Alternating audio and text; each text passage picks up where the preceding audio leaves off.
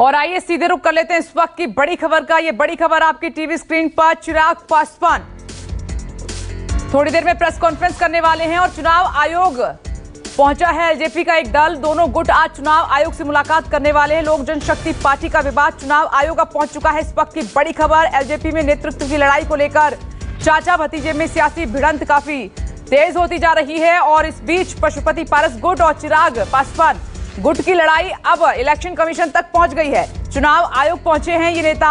आज शाम दोनों गुटों को चुनाव आयोग ने अलग अलग अपनी बात रखने का समय दिया है और इससे पहले कल पशुपति पारस को सूरजभान सिंह और समर्थकों की बुलाई गई पार्टी की राष्ट्रीय कार्यकारिणी की बैठक में नया अध्यक्ष चुना गया। उधर चिराग पासवान ने नया दांव चलते हुए इसी रविवार यानी कि 20 जून को एलजेपी की राष्ट्रीय कार्यकारिणी की बैठक बुला ली है। चिराग ने दावा किया है कि एलजेपी संविधान के अनुसार पार्टी प्रमुख के तौर पर वो या महासचिव के रूप में ऐसी कोई बैठक बुलाने के लिए अधिकृत नहीं है, ये कहा गया है। और संजीव त्रिवेदी जुड़ गए हैं इस खबर पर। संजीव, अब चुनाव आयोग पहुंच चुका है ये मसला, अब आगे क्या होगा यहां से?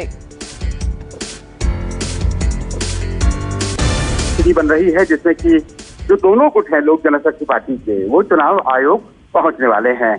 चुनाव आयोग इसलिए क्योंकि इसके बाद अब मामला जो है दोनों गुटों का चुनाव आयोग पहुंच रहा है, क्योंकि सवाल सिंबल का है और सवाल पार्टी के नाम का है।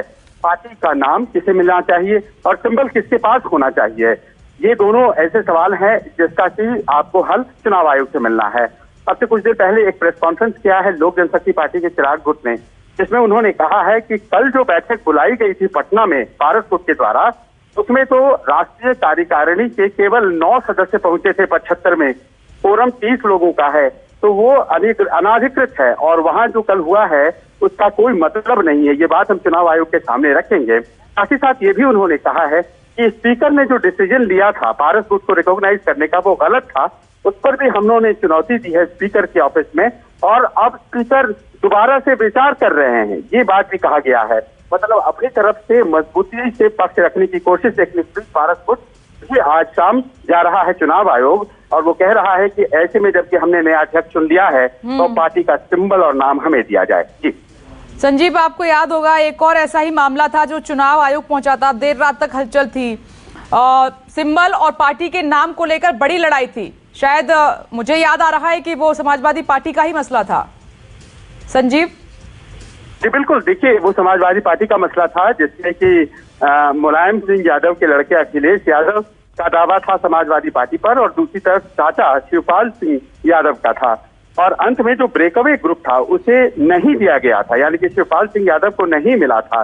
कि पार्टी का संविधान प्रकट करता था कि पार्टी का जो अध्यक्ष है यानी कि अखिलेश यादव, उस मामले में उनके पास अधिकार सारे रहेंगे और वही हुआ था। तो क्या इस मामले में चिराग पासवान के पास रहेंगे, देखना पड़ेगा। लेकिन इसी बीच ये खबर भी आ गई है चिराग पासवान की तरफ से कि उन्होंने भी राष्ट्रीय कार्यकारिणी की बैठक बुलाई है और कहा है कि देखिए कोरम तो 30 लोगों का होता है, उनके पास 9 थे, हमारे पास देखिएगा रविवार को यानी कि परसों जो हमने बैठक बुलाई है उस बैठक में कम से कम कितने लोग रहते हैं। उनका दावा है कि 50 से 55 लोग हमारी बैठक में रहेंगे, जो ये अपने आप में तय कर देगा कि दरअसल पार्टी हमारे साथ है। जी ओके संजीव, शुक्रिया आपका बड़ी जानकारी देने के लिए। तो ये अब मामला चुनाव आयोग पहुंच चुका है, मीटिंग के लिए अलग अलग वक्त दिया गया है। नमस्कार, मैं हूं मानक गुप्ता।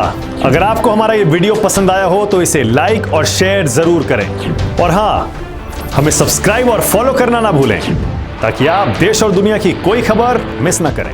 तो जुड़े रहिए हमारे साथ और देखते रहिए न्यूज़ 24।